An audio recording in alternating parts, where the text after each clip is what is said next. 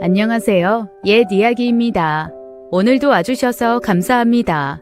옛 이야기 채널은 사연 읽어주는 남녀 채널에서 지금은 삭제되어 들을 수 없는 21년도에 소개해드린 사연 중 베스트 사연만 뽑아 다시 읽어드리는 채널입니다. 구독과 좋아요 부탁드리며 그럼 오늘의 사연 바로 소개해드리겠습니다. 안녕하세요. 저는 뒤늦게 재혼을 해서 남편과 단둘이 살고 있는 50대 여자입니다. 이곳에 사연을 보내시는 분들처럼 저에게도 특별한 사연이 있어 이렇게 사연을 보내게 되었어요. 한때 저는 제 아들 때문에 심적 고통을 겪었던 날들이 있었습니다. 그 이야기를 한번 해보려 해요. 이 모든 일들은 아들의 방에서 그걸 발견한 후부터 시작되었어요. 차라리 보지 않았더라면 더 좋았을 그것. 그날은 아들이 수학여행을 간 날이었고 저는 오랜만에 아들이 없는 집에서 대청소를 하기 위해 집안의 먼지를 털어내고 짐 정리를 하고 있을 때였죠. 아들 방에 있는 책장 위에 먼지를 떨어내려고 까치발을 들고 손을 쭉 뻗어 보이지 않는 쌓인 먼지를 훑다가 그것을 발견했습니다. 먼지와 함께 무언가가 아래로 툭 떨어지더군요. 그건 한 권의 노트였어요. 왜 책을 책장에 안 꼽고 여기에 놔뒀지 싶어 그 노트를 열어보게 되었습니다. 처음 몇 줄을 읽어 내려가면서 그 노트가 일기장이라는 걸 알 수 있었어요. 당신을 사랑합니다라는 글귀로 시작되는 문장을 보았기 때문이었죠. 저는 무뚝뚝한 아들이 누군가를 사랑하고 있을 거라는 생각은 해본 적이 없었습니다. 늘 자신의 마음을 표현하지 않았고 심지어 저에게도 감정 표현을 잘하지 않았거든요. 그래서 학교에서 누군가를 사랑하고 있는 사춘기 소녀일 거라고는 생각도 못 해본 것 같아요. 그런 아들이 자신의 속마음을 펼쳐놓은 일기장을 제가 발견하게 되었으니 그 일기장 속 이야기가 너무도 궁금했습니다.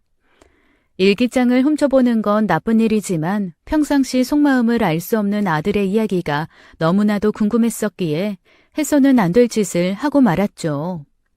사실 그때 저는 내심 일기장을 훔쳐보는 것에 흥미진진한 마음마저 들었어요. 한 줄 한 줄 읽어 내려갈 때마다 너무 재밌고 가슴이 두근거렸거든요. 아들은 누군가를 열렬히 사랑하고 있는 듯 했습니다. 제가 읽은 첫 페이지에는 그 사람에 대한 마음이 무척이나 애절하고 간절하게 글로 가득 채워져 있었거든요. 사랑한다는 기본이고 키스하고 싶다, 안고 싶다 등등의 이야기를 읽다 보니 아들의 순수한 마음이 참 예쁘게 느껴졌어요. 그동안 어리게만 봤는데 이렇게 깊은 사랑도 할 줄 아는 남자구나 싶어 아들이 많이 컸음을 느끼기도 했습니다. 첫 페이지를 읽고 나서 딱 한 페이지만 더 읽으려고 종이를 파르르 넘겼어요. 그리고 그곳에서 읽어내려간 이야기는 너무도 충격적이라 그 자리에서 주저앉고 말았습니다. 저는 제가 잘못 읽은 건 아닐까 처음부터 다시 읽고 또 읽고를 반복했어요. 그곳에는 이렇게 적혀 있었어요. 내가 차라리 아버지로 태어났으면 좋았을 것을. 아버지로 태어났다면 적어도 짧은 생이지만 당신과 함께 한 침대에서 잘 수 있었을 텐데. 당신의 살결을 만지고 당신의 얼굴을 쓰다듬고 마음 놓고 사랑할 수 있었을 텐데. 아무리 읽고 또 읽어봐도 글 속에 당신이라는 사람은 바로 저인 것 같았어요. 저는 떨리는 손으로 일기장을 한 장 한 장 넘기며 읽었습니다. 일기장 속 아들이 사랑하는 대상이 제가 아님을 확인하기 위해 일기장을 처음부터 끝까지 모두 읽어버렸어요. 오전부터 읽기 시작한 일기장을 다 보는 데는 반나절이 걸렸습니다.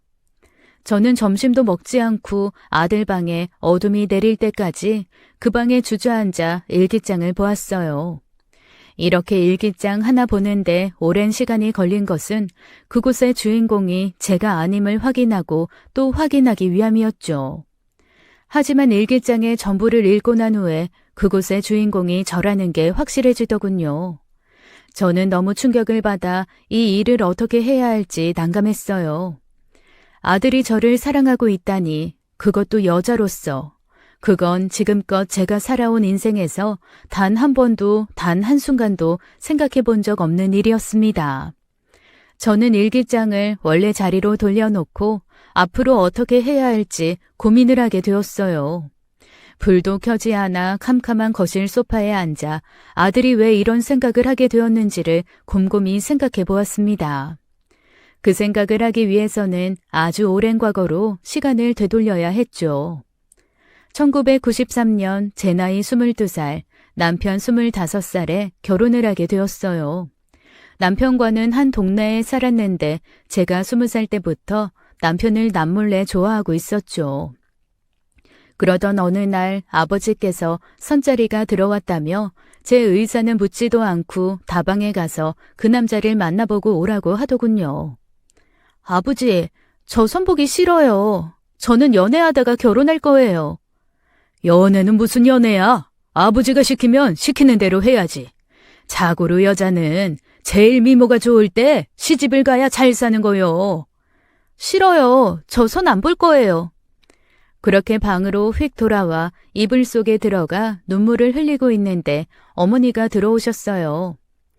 잔말 말고 네 아버지 말 들어. 싫어. 난 연애하고 결혼할 거란 말이야. 너 지금 만나는 남자 있어? 아니? 만나는 남자도 없으면서 무슨 연애 결혼이야? 잔말 말고 아버지가 시키는 대로 해. 사실 지금 우리 집 사정이 좋지가 않아. 아버지가 하는 일도 어려워져서 한 푼이라도 있을 때 너 시집 보내려고 하는 거야. 그래야 좋은 혼처에 소개해서 너 시집 보내지. 아버지 일이 어렵다니? 그게 무슨 말이야? 더 깊이 할 건 없고 아무튼 우리 집안 멀쩡할 때 하루라도 빨리 시집 가. 엄마 말 알아들었어? 결국 다음 주에 돌아오는 주말에 저는 시내에 있는 다방으로 향했습니다. 어머니가 준비해둔 옷을 입고 꼭두각시처럼 시키는 대로 다방에 가서 앉게 되었어요. 내키지 않는 선자리를 나온 것도 억울한데 남자는 약속 시간에 제때 나와 있지도 않아서 기분 나쁜 것을 표정에 그대로 내보인 채 앉아 있었죠. 한숨을 푹 쉬며 창밖을 바라보고 있는데 제가 좋아하는 동네 오빠가 지나가고 있었습니다. 어딜 가는지 한껏 차려입은 모습이 너무 멋있어서 자리에서 일어나 창문에 달라붙어 그 오빠를 바라보았어요. 그리고 건물 외벽에 붙어 걸어가는 건지 더 이상 보이지가 않더군요. 잠시 후 딸랑거리는 종소리와 함께 다방의 문이 열리며 누군가 걸어 들어왔습니다. 선볼 남자가 이제야 왔구나 싶어 문 쪽을 바라보는데 그 사람 몸 주변으로 광채가 비추더군요. 그리고 제 앞으로 걸어오더니 제 앞에 앉는데 그건 다름 아닌 제가 짝사랑하던 그 오빠였어요. 하얀 피부에 또렷한 이목구비, 요즘 시대에 태어났으면 아이돌이나 꽃미남 배우 할 얼굴이었어요. 제가 좀 늦었죠? 미안해요. 많이 기다렸어요? 아니요. 저기 근데 오빠 왜 존댓말을? 아무리 그래도 선보러 온 자리인데 반말하긴 좀 그래서. 선이요? 저도 지금 선보러 온 건데. 그래? 나도 선보러 왔어. 부모님한테 말씀 못 들었나 봐. 무슨 말씀이요? 그 선자리 상대가 나라는 거. 세상에, 이럴 수가. 저는 너무 좋아서 입이 귀에 걸리고 말았고 그 모습을 본 남편은 웃긴지 웃음을 터뜨리더군요. 그렇게 시작된 저희 운명은 결혼까지 가는데 그리 오래 걸리지 않았어요. 선보라고 등 떠밀던 아버지는 제게 좋아하는 티 좀 적당히 내라며 나무라셨고 어머니는 제가 선본 남자를 마음에 들어하니 한시름 덜은 듯한 모습이셨어요. 결혼 직전 아버지 사업은 거의 망하기 일보 직전까지 가서 집안 재산 모두 정리하고 시골로 내려가시게 되었고 저는 남편과 함께 살림을 차리게 되었죠. 남편 집안은 동네에서는 그래도 형편이 좀 괜찮은 편이었어요. 마당 딸린 집도 있었고 꽤 넓은 과수원도 가지고 있다고 했습니다. 그렇다고 남편이 과수원을 물려받은 건 아니었어요. 엄연히 엔지니어라는 튼실한 직업을 가진 남자였죠. 주변에서는 제게 시집 잘 갔다고 모두들 부러워했습니다. 특히 제 결혼식에 참석한 친구들은 제 남편 얼굴을 보고는 배우 같다며 너무 잘생겼다고 이야기했어요. 게다가 직업도 좋고 집안도 좋으니 더없이 부러워했죠. 저는 이런 제 결혼이 무척 만족스러웠고 이대로 쭉 행복하게 살 일만 남았다고 믿었습니다. 하지만 남편과 2박 3일로 신혼여행을 다녀오고 나서 뜻하지 않은 일을 마주하게 되었어요. 어머님, 다녀왔습니다. 절 받으세요. 그래. 멀리 다녀오느라 힘들었지? 그래, 여행은 즐거웠고? 네, 다음엔 어머님이랑도 같이 가면 좋겠어요. 빈말이라도 고맙다. 어머니, 빈말 아니에요. 이 사람 여행하는 내내 어머니랑 여기 꼭 같이 오자고 몇 번이나 말했는지 몰라요. 다음에 제가 어머니 모시고 꼭 갈게요. 아무쪼록 건강만 하세요. 그래, 고맙다. 내가 우리 며느리한테 아들 장가 보내고 나니까 이렇게 마음이 편할 수가 없네. 고맙다, 새아가. 기분 좋게 앉아 이야기를 나누는데 누군가 방문을 열고 들어왔어요. 시아버지는 오래전에 돌아가셔서 집안에는 어머니만 살고 계신 줄 알았는데 이 집안에 또 다른 누군가가 방문을 열고 들어오니 저는 화들짝 놀랐습니다. 할머니, 나 배고파. 간식 먹고 싶어요. 그래. 우리 용우 할미가 과일 줄게. 잠깐만 기다려. 여보, 저 애는 누구예요? 그게 내 아들이야. 아들이라뇨? 당신 저랑 재혼한 거예요? 재혼? 아니야, 재혼한 건 아니야. 당신 부모님이 결혼하기 전에 말씀 안 하셨어? 나 18살에 사고 쳐서 애 아빠라는 거. 결혼은 당신이랑 처음 한 거니까 초혼이고. 이게 무슨 말도 안 되는... 어떻게 이런 걸 말도 없이... 당신 몰랐구나. 그럼 많이 놀랐겠네. 그럼 혹시 나랑 이혼할 생각이야? 저는 더 이상 아무 말도 할 수가 없었습니다. 기분 좋게 신혼여행 다녀와서 남편의 숨겨진 애가 있었다는 사실을 알았으니 얼마나 황당했겠어요. 생각해보니 결혼 전에 신혼집에 살림을 넣던 날 시어머니와 남편이 제게 했던 말이 떠올랐습니다. 모든 걸 이해해주고 남편과 결혼해줘서 고맙다는 시어머니의 인사말이 그냥 평범한 인사말이 아니었다는 걸 그제야 알았어요. 시어머니는 지나칠 정도로 제게 고맙다는 말을 자주 했거든요. 남편도 자신을 받아주고 뭐든 다 이해해줘서 고맙다고 했던 말도 떠올랐습니다. 더 어처구니 없는 건 우리 부모님은 이 모든 사실을 알고 있었다는 거였어요. 나중에 친정어머니와 통화를 하니 하는 말은 더욱더 가관이었습니다.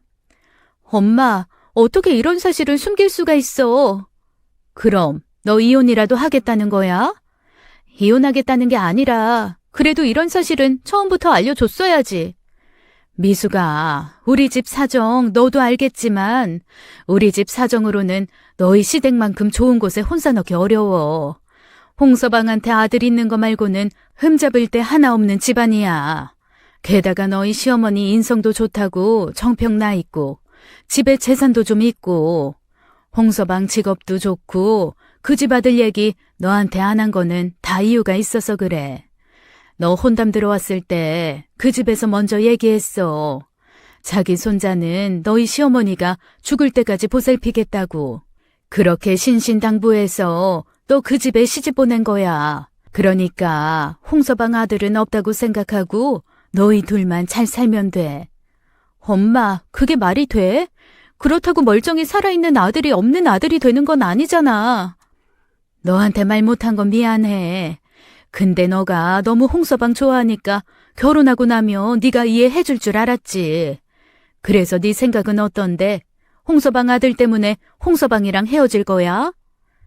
사실 저는 남편과 헤어질 생각은 꿈에서도 해본 적이 없습니다. 제가 워낙 좋아하고 사랑했기에 있을 수 없는 선택지였어요.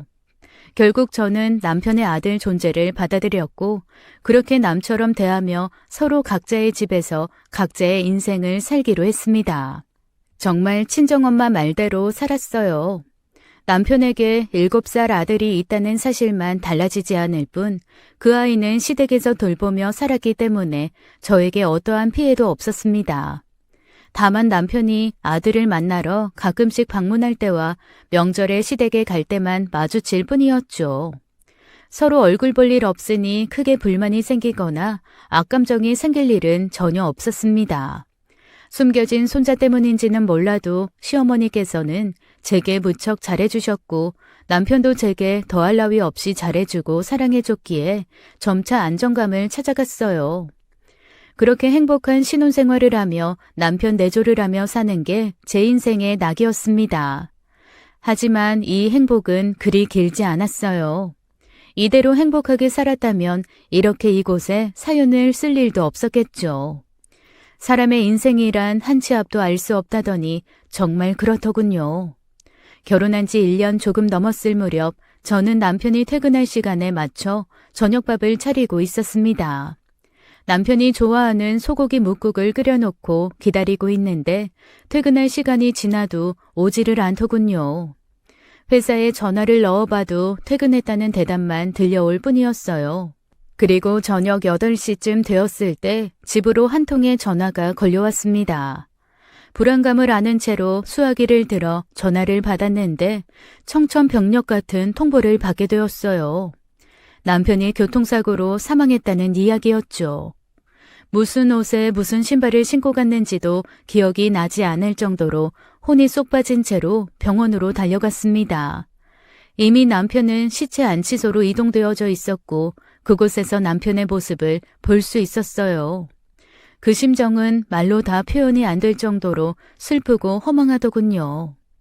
왜 사랑하는 사람을 떠나보낸 이들이 정신줄을 놓는지 100번 이해가 가더군요.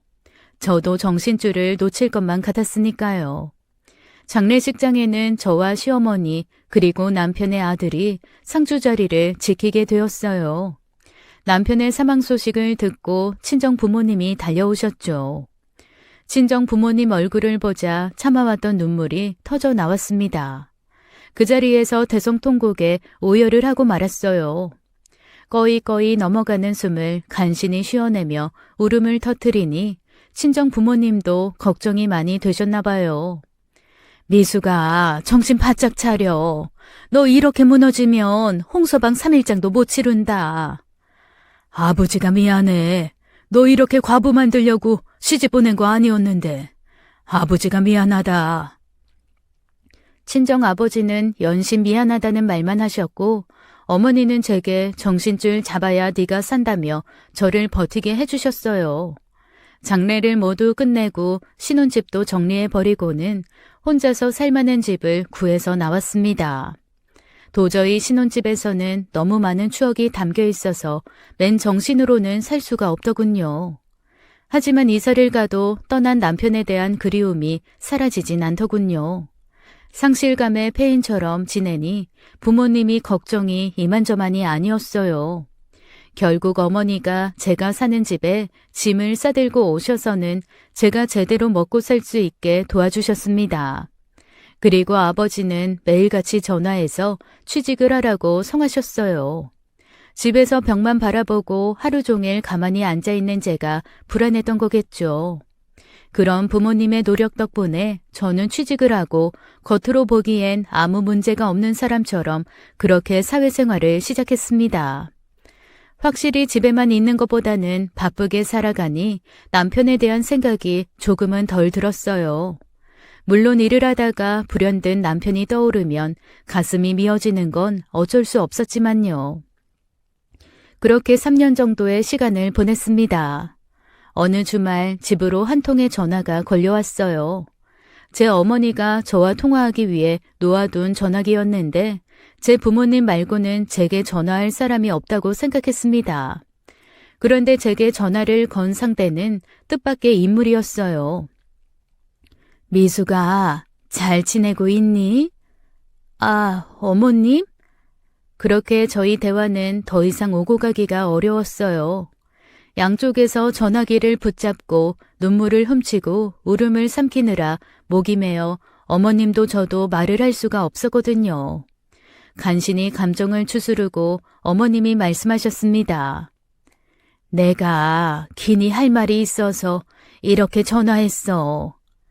말씀하세요, 어머님. 전화로 말하기는 어렵고 다음 주 주말에 내가 그쪽으로 갈 테니 얼굴 좀 보자꾸나.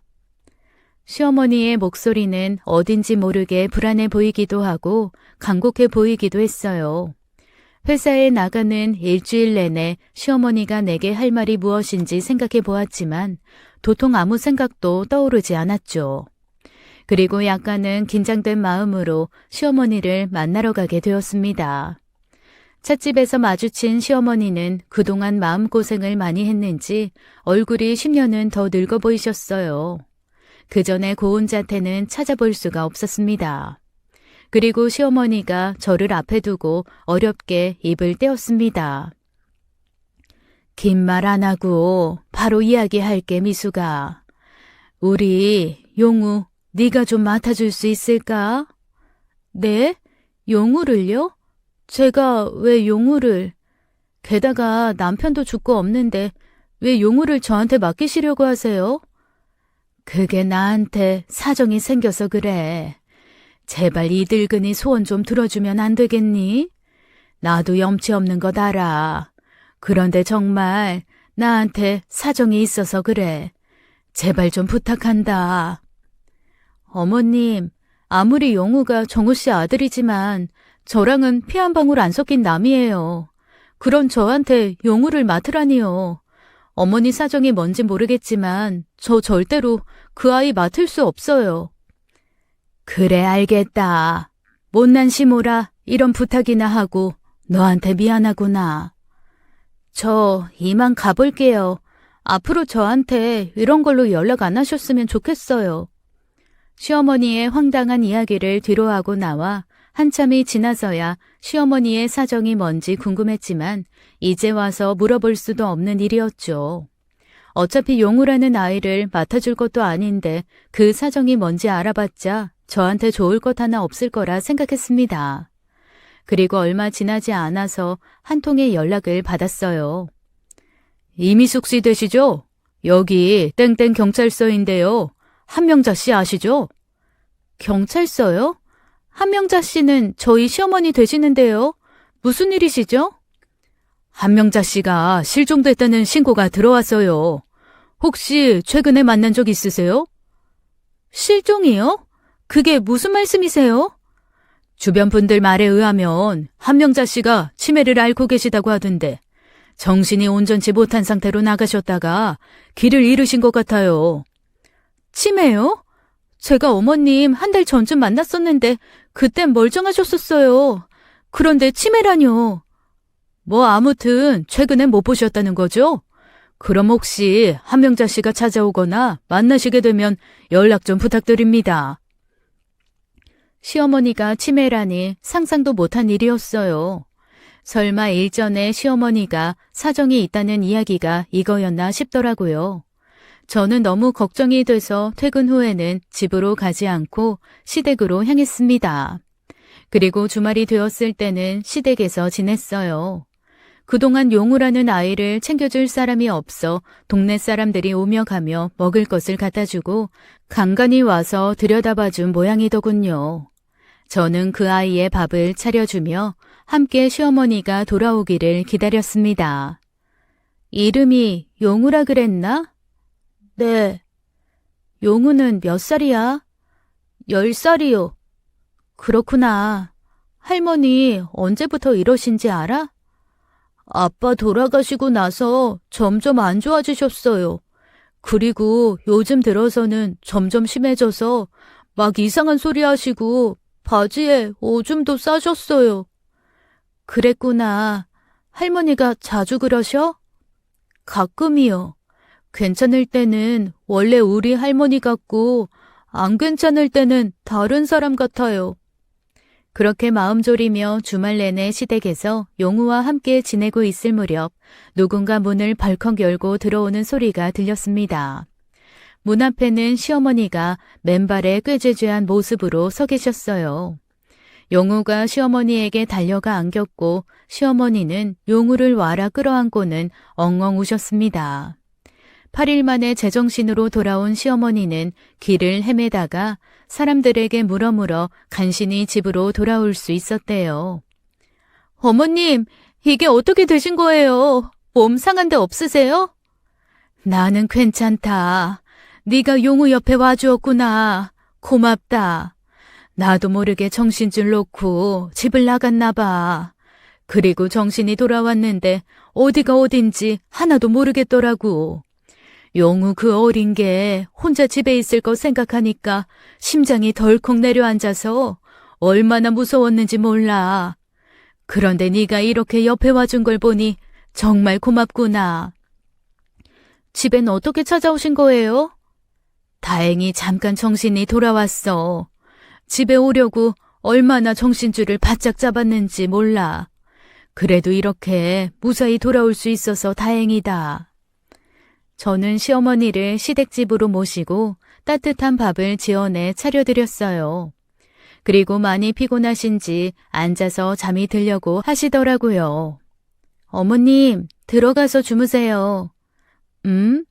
아유, 내가 깜빡 잠들 뻔했구나. 잠들면 안 되는데. 또 기억이 사라져버릴까봐 무섭네. 미수가, 그래서 말인데 용우 좀 네가 맡아주면 안 되겠니? 내가 이렇게 온전한 정신으로 너한테 부탁할 수 있는 것도 이제 얼마 안 남은 것 같구나. 내 재산 전부 정리해서 너한테 주마. 제발 용우 좀 거둬주렴. 내가 이렇게 부탁할게. 아무리 주변 천지를 다 뒤져도 용우 맡아줄 만한 사람이 아무도 없어서 그래. 제발 내가 이렇게 무릎 꿇고 비마.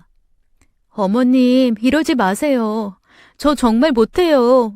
저 이만 가볼게요. 그렇게 집으로 돌아왔는데 시어머니의 처참한 모습과 어린 용우가 눈에서 떠나질 않았습니다. 결국 저는 다음 주말이 돌아왔을 때 시어머니를 찾아가 용우를 데려오겠다고 했어요. 시어머니는 제게 고맙다고 몇 번이고 절을 했고 저는 그렇게 그 아이를 제 집으로 데리고 오게 되었습니다. 시어머니는 재산을 정리해서 요양원에 들어가신다고 했고 남은 재산은 모두 저에게 넘겨주셨어요. 저는 시어머니가 주신 돈으로 용우와 함께 살 집을 구했습니다. 그리고 남들이 보기엔 미혼모 같은 인생을 살게 되었어요. 친정에서는 제가 재혼을 해서 다시 새로운 인생을 살기를 바라셨지만 이미 제가 내린 결론을 바꿀 수는 없었습니다. 사실 용우를 집으로 데리고 온 건 제 죽은 남편에 대한 의리 때문도 있었습니다. 아이를 낳아본 적도 없고 더더군다나 국민학생 아이를 키워본 적도 없던 제가 덥석 아이를 맡고 나니 학교 전학부터 어떻게 시켜야 할지 막막했어요. 게다가 용우라는 아이는 저를 무척이나 낯설어 했죠. 그렇게 저와 그 아이의 동거는 시작되었습니다. 그 아이를 잘 키워야겠다는 사명감은 없었어요. 오직 먹고 자고 입히는 것 같은 기본적인 것들을 해결해 줘야겠다는 마음으로 그 아이를 대했죠. 아이가 전학을 간 후 얼마 안 있다가 학교에서 소풍을 가게 되었어요. 소풍 전날 아이가 우물쭈물거리며 제게 무언가 말하고 싶어하는 눈치였는데 저는 살갑게 물어봐 주지 않았습니다. 뭐야? 할 말 있어? 아니요. 그럼 가만히 서 있지 말고 가서 숙제나 해. 결국 용우는 제게 말 한마디 꺼내지 못하고 고개를 숙인 채 방으로 들어갔어요. 그 모습이 조금 마음에 걸렸지만 그 느낌을 그냥 무시해버렸습니다. 왜냐하면 저는 퇴근 후 밀린 집안일을 해대느라 쉴 틈 없이 바빴거든요. 그리고 다음 날이 되었을 때 아이의 책가방 속 알림장을 확인했어요. 매일 아침마다 아이의 알림장을 확인해 준비물을 확인해주곤 했거든요. 그런데 그날은 소풍이라 적혀 있었고 준비물엔 점심 도시락이라고 쓰여 있었습니다. 어제 용우가 우물쭈물거리며 말 못한 것이 이거였나 싶어 괜히 마음이 짠하더라고요. 내가 자기 엄마였으면 당당하게 도시락 싸달라고 큰소리 쳤을 텐데 아무래도 내 눈치를 보며 이 집에서 살고 있을 어린아이를 생각하니 마음이 아프더군요. 저는 아이가 화장실에 있는 동안 불이 나게 도시락을 준비했어요. 손이 많이 가는 김밥을 싸기에는 시간이 촉박해서 소세지와 단무지를 썰어서 새알 만한 주먹밥을 여러 개 만들어 주었습니다. 일회용 은박 도시락에 주먹밥을 싸서 고무줄로 고정을 한 뒤 비닐에 넣었어요. 그리고 화장실에서 나오는 용우에게 도시락을 내밀며 말했습니다. 용우는 놀란 토끼 눈으로 도시락을 바라보더군요. 너는 왜 이런 것 하나도 미리 말을 안 하니? 죄송해요. 앞으로 이런 거 싸야 될 일 있으면 미리미리 얘기해. 미리 말했으면 김밥 싸줬잖아. 알았니? 네, 알겠어요. 고맙습니다. 용우는 쑥스러운 듯 무척 기뻐하는 눈치여서 저도 기분이 좋았어요. 그렇게 매년 소풍 도시락을 제가 싸주게 되었죠. 회사 다니면서 아이 뒤치다꺼리를 해주는 게 결코 쉬운 일은 아니었지만 그래도 그 아이와 있어서 행복한 일도 많았습니다. 제가 가끔 용우에게 용돈을 주곤 했는데 용우는 그 작은 돈을 꾸준히 모았다가 제게 생일 선물을 사주곤 했습니다. 그럴 때면 얼마나 감동을 받았는지 몰라요. 저렇게 어린아이가 나를 생각해주는 마음이 무척 고마웠죠. 용우에겐 고맙다는 말 한마디만 건네고 뒤돌아서서 설거지할 때 콧노래를 흥얼거리곤 했습니다. 그렇게 우리 둘은 점점 더 가까운 사이가 되어갔어요.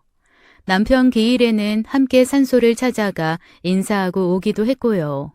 남편 산소 앞에서 아이와 함께 서 있을 때면 속으로 이렇게 말하기도 했습니다. 여보, 나 왔어. 당신 아들 내가 잘 키우고 있는 거 보여? 나 올해도 많이 애썼어. 그러니까 거기서 나 지켜봐주고 칭찬도 많이 해줘. 그래야 내가 힘내서 용우 계속 잘 돌보지. 용우가 중학교에 올라가 사춘기 소년이 되었을 때 초여름날 장맛비가 내리던 날이었어요. 천둥 번개가 치고 빗방울도 굵어서 우산을 가져다 줘야겠다고 생각했습니다. 저는 회사 점심시간을 이용해서 우산을 사들고 용우가 다니는 중학교로 찾아갔어요. 아이가 하교할 때는 도저히 시간이 나질 않아서 점심시간에 찾아간 거였죠. 용우는 남중을 다니고 있었는데 학교에 도착하니 남자애들만 있어서 그런지 시끌벅적하더군요. 복도에서 뛰어다니고 친구들끼리 몸싸움을 즐기며 장난하는 아이들이 수두룩했습니다. 저는 그런 아이들 사이를 유유히 걸어가 아이가 다니는 교실 앞에 도착했어요. 외부인의 출입에 여러 아이들의 시선이 제게로 꽂히는 게 느껴졌습니다. 그리고 교실 뒷문을 열고 용우를 찾기 시작했어요. 누구세요? 아, 용우 좀 불러줄래? 야, 홍용우! 너네 누나가 너 불러달래! 남학생의 큰 소리에 교실 안 시선이 일제히 저를 향했습니다. 용우는 창피해하며 뒷문 쪽으로 걸어왔고 저는 용우에게 우산을 건네주었죠. 여기 우산 받아. 오늘 비 많이 오더라. 내가 일 끝날 쯤엔 갖다 줄 수가 없어서. 아, 고맙습니다. 야, 홍용우, 너네 누나 겁나 예쁘다. 이얼. 조그만 게. 나 용우 누나 아니거든? 누나 아니면 뭔데요?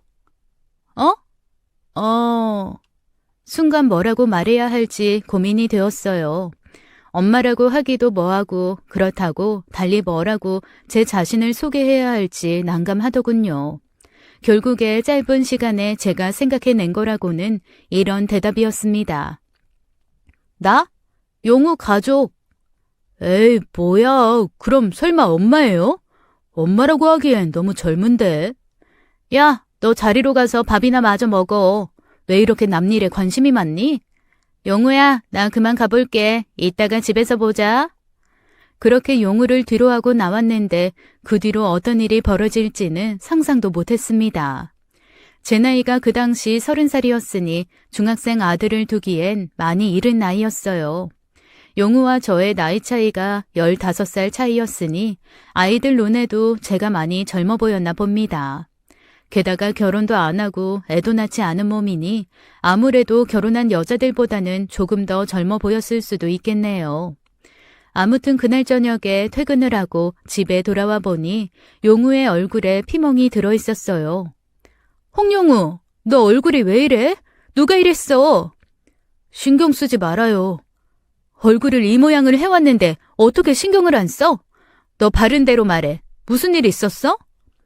그냥 아무것도 묻지 않으면 안 돼요? 그냥 저 좀 내버려 두라고요.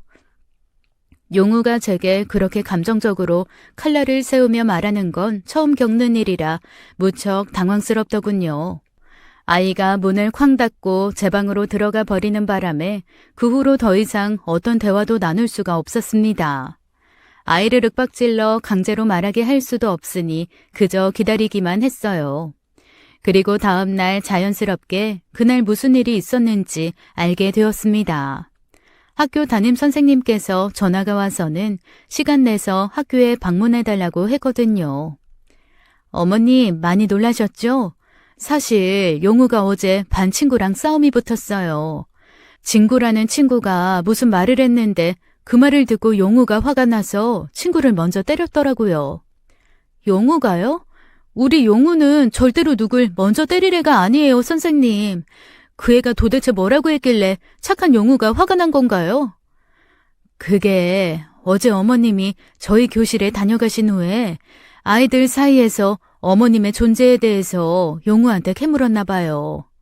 그런데 용우가 대답이 없자 아이들끼리 서로 누군지 맞추겠다고 나섰고요. 엄마냐고 물어도 용우가 대답을 안 하고 그럼 누구냐고 물어도 대답을 안 하니까 친구라는 애가 그럼 네 마누라냐고 했다가 용우가 화가 나서 그 애를 때렸나 봐요. 뭐라고요? 아무래도 아이들이 중학생이 되면 사춘기가 와서 많이 예민할 시기예요. 그런데 용우와 어머님의 관계를 확실히 해주시지 않아서 용우가 많이 혼란스러워하는 모양입니다. 저희야 어머니네 사정 다 아니까 이해하지만 아이들이 봤을 땐 이상해 보이는 게 당연한 거거든요. 그리고 용우가 어머님께 엄마라고 부르지 않는 것 같던데 평소에 호칭을 어떻게 하시는지. 담임 선생님의 물음에 저 또한 어떠한 명확한 대답을 할 수가 없었습니다. 아마도 어제의 용우가 이런 마음이었겠구나 싶어서 저 또한 혼란스러웠어요. 그동안 용우를 걷어서 키우면서도 제게 엄마라고 부르라고 시킨 적이 한 번도 없습니다. 용우가 어릴 때는 저를 아줌마라고 불렀지만 어느 순간부터는 제게 어떠한 호칭도 붙이지 않는다는 걸 깨달았어요. 저를 부를 때면 그저 저기라는 말을 우선으로 하며 자기 할 말을 이어가곤 했죠. 저는 그게 이상한 줄도 모르고 지금껏 살아왔다는 사실에 적지 않은 충격을 받았어요. 그리고 집으로 돌아와 용우에게 말했습니다. 용우야, 이제부터 나한테 엄마라고 불러. 내가 진작에 너 어릴 때부터 그렇게 부르라고 했어야 했는데 나도 너무 낯설어서 그동안 널 혼란스럽게 한 것 같아. 지금껏 제가 아는 용우라면 네 알겠어요 라는 대답이 나올 거라 예상했는데 용우의 입에선 전혀 상상도 못한 대답이 나왔습니다. 싫어요. 아줌마가 왜 내 엄마예요? 내가 어리니까 아줌마는 그냥 내 보호자일 뿐이에요. 진짜 엄마가 아니라고요. 엄마라는 말이 불편하면 천천히 해도 돼. 아빠도 네가 날 엄마라 부르길 바라실 거야. 아빠 핑계 대지 말아요. 앞으로도 아줌마한테 엄마라고 부를 일 없을 테니까. 용우의 대답은 무척 충격적이었어요. 오히려 좋아할 줄 알았는데 저렇게 거부감이 심할 줄은 몰랐거든요. 그 뒤로 용우는 큰 소리로 말해서 죄송하다고 사과했지만 저를 엄마라고 부를 마음은 없다고 전했습니다. 그 후로 용우는 말수가 점점 줄어들었고 제게 꼭 필요한 말이 아니면 안 했기 때문에 우리 사이의 대화는 점점 줄어갔어요. 저는 용우에게도 사춘기가 지나가는구나 생각했고 이 시간이 지나면 다시 원래 예전처럼 날 대해줄 거라 믿었죠. 그리고 용우가 고등학교 1학년이 되었을 때 용우는 키가 훌쩍 컸고 덩치도 산만해졌습니다. 워낙 자기 아빠를 닮아서 잘생겼던 터라 여자에게도 인기가 많은 것 같았어요.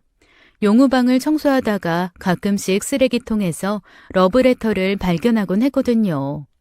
가끔씩 밥을 먹는 용우를 바라보면 남편을 처음 만나 함께 식당에서 밥을 먹던 것이 생각났습니다. 하얀 얼굴에 곱상한 외모로 김치찌개를 좋아하던 그는 빨간 김치에 입술이 물들어가는 줄도 모르고 맛있게 먹곤 했죠. 용우도 제 아빠를 닮아서 김치찌개를 좋아했어요. 그렇게 용우를 한참을 바라보며 과거를 회상하며 추억에 잠기곤 했습니다. 용우는 제가 빤히 쳐다보는 걸 뒤늦게 알고 민망함에 나오지도 않는 기침을 내뱉곤 했어요. 그랬던 아이가 일기장에 저에 대한 사랑을 고백하고 있는 줄은 꿈에도 몰랐습니다. 저는 일기장 본 것을 들키지 않으려고 일기장을 원래 자리에 놓아두고 아무렇지 않은 척을 했어요. 지금은 저 녀석이 혈기왕성해서 나를 향한 감정이 사랑이라고 착각하는 거라고 생각했습니다. 용우는 수학여행에서 돌아왔고 이틀간은 평상시와 다름없었어요. 그런데 3일째 되던 날 갑자기 제 방에 찾아들어와 따지듯이 묻더군요. 봤어요? 갑자기 무슨 말이야? 내 거 일기장 봤냐고요. 아, 일기장? 너 일기도 써? 저는 태어난 척 연기를 했는데 용우는 제 말을 곧이곧대로 믿지 않았습니다. 어떻게 알았는지 제가 자신의 일기에 손을 대었다는 걸 알았더군요. 다 읽었죠. 그럼 내가 어떤 마음으로 이 집에서 살고 있는지도 알겠네. 용우야, 진정해. 너 지금 사춘기라 그런 감정 생길 수 있어. 아직은 네가 많이 미성숙하니까. 그런데 네 감정, 그건 연인에 대한 사랑이 아니라 부모를 대하는 사랑의 마음이야. 넌 지금 그걸 헷갈린 거고. 내가 내 감정 하나 구분 못하는 바본 줄 아세요? 그런 어줍잖은 부연 설명은 필요 없어요. 그 순간 용우의 커다란 손이 제 손목을 잡고 벽에 밀어붙이더군요. 용우의 갑작스런 행동에 너무 놀랐는데 그 다음 행동에 더 충격을 받고 말았어요. 그 애가 제 입술에 입을 맞춘 거였죠. 충격에 휩싸여 눈앞이 깜깜한 제게 용우의 말이 들려왔어요. 아줌마는 내가 남자로 안 보여요? 저는 여전히 손목이 붙잡힌 채로 용우를 쏘아보며 대답해 주었습니다. 정신 차려. 난 네 엄마야. 자식 낳은 적도 없는 주제에. 그 말 한마디가 제 가슴에 비수처럼 꽂혔고 저는 온 힘을 다해 팔을 빼내어 그 아이의 얼굴을 세게 내리쳤어요. 감히 네가 나한테 그런 말을. 저는 부들부들 떨며 그 자리를 벗어나 용우의 책가방에 짐을 싸서 그의 앞에 던져버렸습니다. 나가. 엄마처럼 키워준 나를 그따위로 말하고 앞으로도 능욕할 생각이면 나가서 너 혼자 살아. 내 집에서 당장 나가. 그렇게 용우는 책가방과 짐가방을 들고 정말로 집을 나가버렸습니다. 용우의 행동이 용서가 안 되고 너무나 큰 충격이었지만 그동안 키우던 자식 같은 놈이 밤거리를 헤매고 다닐 생각을 하니 걱정이 앞섰어요. 고작 하루 이틀 정도 친구네 가 있다가 집으로 돌아오겠거니 생각했는데 일주일이 지나도 집에 들어오지 않았습니다. 이젠 정말 너무 걱정이 되어 가만히 집에 들어앉은 채로 기다리기만 할 수가 없었어요. 저는 결국 퇴근 후에 밤 12시까지 온 동네를 돌아다니며 용우를 찾아다녔어요. 그리고 한 주유소에서 일을 하고 있는 아이를 찾았습니다. 홍용우, 이만큼 반항했으면 됐어. 집으로 들어와. 이 녀석은 요 며칠간 밥도 제대로 못 먹었는지 며칠 만에 살이 쏙 빠져 턱선이 갸름해져 있더군요. 저는 주유소에 들어가 사장님께 사정 설명을 한 후 아이를 집에 데려오게 되었어요. 마지못해 제 뒤를 졸졸 따라오는 용우는 여전히 제겐 애나 다름없었죠. 그리고 그날 이후부터 저는 용우를 좀 달리 대했습니다. 원래도 좀 살갑지 않았는데 더 쌀쌀맞게 대하게 되었어요. 그리고 보란듯이 연애도 시작했습니다. 마침 회사에서 같이 일하던 사람 중에 노총각이 한 명 있었는데 그 사람이 제게 대쉬하고 있었거든요. 제 태도가 싸늘하게 바뀌자 용우도 마음을 달리 먹었는지 전에 했던 그런 무례한 행동은 전혀 하지 않았어요. 그리고 저와 눈이 마주치는 일도 없었습니다. 서로에게 거리를 두기 위한 과정이 필요하다는 생각이 들어서 그애와의 관계를 철저히 선을 그어갔어요. 용우가 고등학교를 졸업하던 날 꽃다발을 들고 학교에 찾아가 형식적으로 축하를 해주었습니다. 용우는 좋은 대학에 갈 성적이었지만 대학에 진학하지 않았어요. 그리고는 아르바이트를 하며 살더군요. 한 통의 우편물이 집으로 도착했을 때 용우가 대학에 진학하지 않은 이유를 알게 되었어요. 그건 바로 군입대 통지서였습니다. 군대에 자원입대한 거였어요. 그렇게 아이를 군대로 떠나보내게 되었습니다. 가끔씩 아이에게서 편지가 왔지만 저는 답장을 해주지 않았어요. 그리고 면회도 가지 않았습니다. 확실하게 마음 정리가 될 때까지 일종의 정떼기를 하기 위한 거였죠. 하지만 저의 그런 계획은 한 통의 전화에 모두 무산되고 말았습니다. 군대에서 연락이 와서는 용우가 다쳤다는 이야기를 듣게 되었어요. 십자인대가 파열되어 앞으로 군 생활이 어려울 거라는 이야기에 혼비백산해서 병원으로 찾아갔죠. 노래진 얼굴로 병원에 찾아온 절 보고는 용우 또한 더 놀란 표정을 지으며 저를 바라보더군요. 선생님, 얘 괜찮은 거예요? 아직 젊은 앤데 다리를 못 써서 어쩌면 좋아요. 도대체 군대에서 애를 어떻게 했길래 다리를 파열시킨 거죠? 아, 어머님, 진정하세요. 다리가 파열된 게 아니라 인대가 파열된 겁니다. 그럼 걷는데 지장 없는 건가요? 물론 당장은 어렵지만 수술도 잘 됐고 앞으로 재활치료 받으면 문제 없을 거예요. 다만 몇 달간은 무리한 운동은 절대로 하면 안 돼서 의병 제대하게 될 거고요. 아줌마 오바는 나 화장실 좀 갔다 올 테니까 여기 침대에 앉아서 쉬고 있어요. 혼자 갈 수 있겠어? 혼자 못 가면요. 남자 화장실에 따라오려고요. 그냥 거기 앉아서 음료수 좀 마시고 있어요. 군 생활을 해서 그런지 용우는 어딘지 모르게 듬직해져 있었어요. 저는 아이의 병상을 정리해 주려고 침대볼을 평평하게 펴며 이불과 베개를 정리하고 있었죠.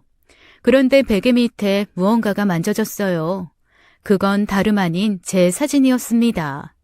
군대 가기 며칠 전 용우가 내 방에 들어와 서성이다가 후다닥 뛰어나간 걸 본 적이 있었어요.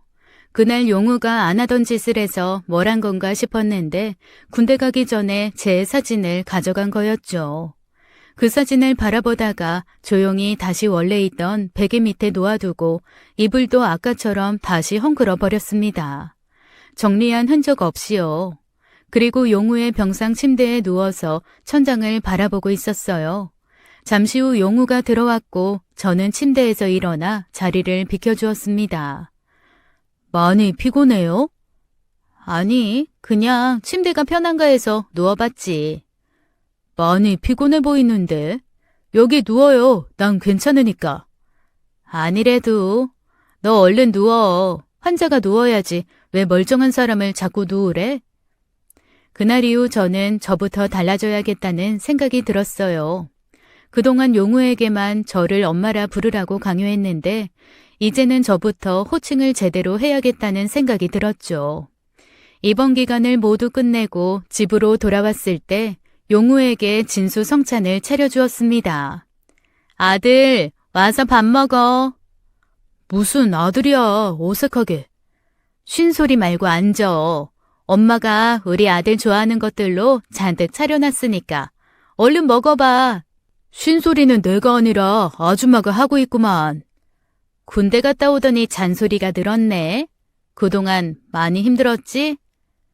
힘들긴 남자면 다 갔다 오는 건데. 와, 게장 진짜 맛있다. 완전 꿀맛. 우리 아들 잘 먹네. 이뻐 죽겠어. 민망하게 왜 자꾸 아들이래? 엄마가 처음부터 엄마라고 부르라고 했어야 했는데 엄마 생각이 짧았어. 이제 나도 우리 용우한테 아들이라고 부를 테니까 너도 편해지면 엄마라고 불러. 그날 이후부터 용우가 진짜 제 아들이 된 것 같은 기분이었어요. 매일매일 아들이라 호칭하며 부르니 더 가까워진 느낌이었죠. 용우는 어떤 생각을 하고 있는지 몰랐지만 계속 이렇게 관계를 정리해야 한다는 생각이 들었습니다. 그리고 제대를 한 용우에게 공부를 시켰습니다. 처음엔 공부 말고 일하고 싶다고 떼를 부렸지만 저의 말 한마디에 수긍하더군요.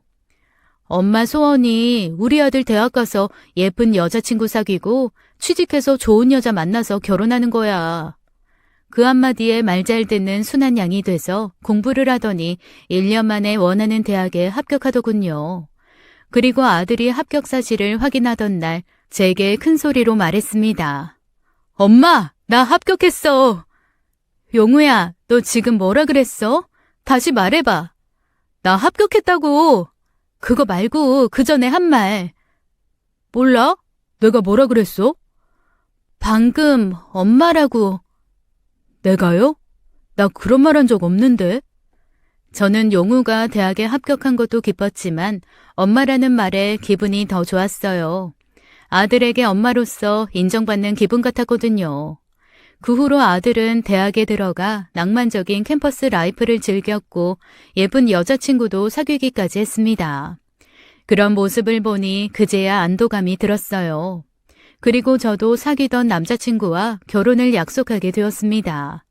그 당시엔 결혼하기엔 정말 늦은 나이였지만요. 결혼 소식을 아들에게 전해주니 조금 놀라는 눈치였지만 이내 웃으며 제게 축하 인사를 건네더군요. 축하해요, 엄마. 엄마도 이제 좋은 사람 만나서 엄마 인생 살아야지.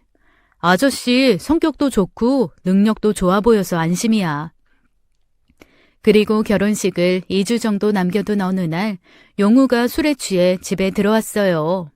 이렇게 고주망태가 된 걸 본 적이 없는데 제 몸도 제대로 못 가눠서 벽에 의지하며 간신히 집으로 들어오더군요. 용우야, 무슨 술을 이렇게 많이 마셨어? 학교에서 무슨 일 있었어? 하지 마요. 어? 뭐라고? 결혼하지 말라고. 그냥 나랑 같이 살면 안 돼요? 영우야, 너 많이 취했다. 그만 들어가서 자. 아들을 붙잡고 방으로 밀어 넣으려는 그때 아들이 저를 와라 끌어안았습니다. 사랑해요. 진짜 많이 사랑해요. 저는 아들의 구애에 예전처럼 당황하지 않고 얘기했어요. 저도 아들을 꼭 안아주며 말했죠. 용우야, 엄마도 우리 아들 많이 사랑해. 그렇게 말하고 나서 용우를 안고 방으로 데려가 뉘었어요. 용우는 팔로 얼굴을 가리고 있었는데 눈에선 눈물이 흐르는 게 살짝 보였습니다. 그리고 다음 날 우리는 서로 아무 일도 없었던 듯 다시 평범한 일상으로 돌아왔어요. 저는 예정대로 재혼을 했고 용우는 독립을 해서 혼자 살게 되었습니다. 그리고 용우가 28살이 되던 해에 결혼할 여자를 데리고 왔죠. 드디어 용우가 제품에서 진정으로 떠날 날이 왔음을 깨달았어요. 우리 용우가 정말 예쁜 색시를 데려왔네. 우리 용우 잘 부탁해요. 그럼요, 어머님. 용우 오빠를 이렇게 멋진 남자로 키워주셔서 정말 감사합니다. 제가 내조 잘하면서 살게요. 자기, 우리 어머니한테 진짜 잘해야 돼. 세상에 둘도 없는 천사 같은 분이니까. 내가 너랑 결혼하기로 한 이유 안 잊었지? 그럼 잘 기억하고 있지. 이유라니?